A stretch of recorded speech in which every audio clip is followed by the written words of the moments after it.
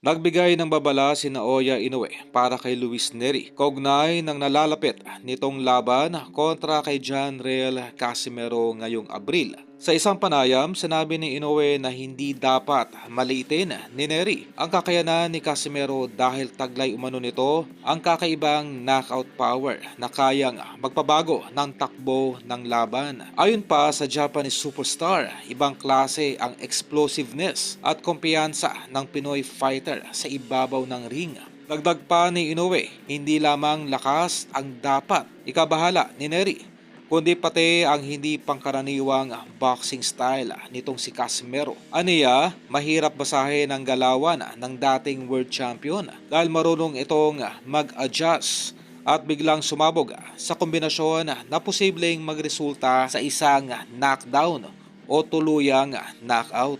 Isang maling depensa lang pwedeng matapos ang laban. Pahayag pa nitong si Inoue at tila nagbibigay ng seryosong paalala sa Mexican contender bago ang kaniyang inaabangang sagupaan.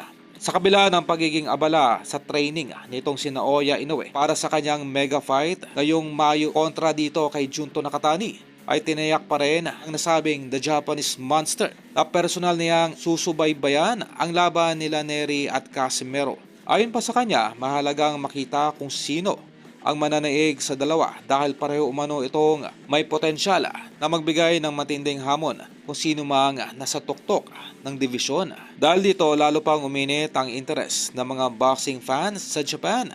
Masaksihan ang maaaring maging isang explosive at puno ng aksyon na laban ngayong darating na Abril.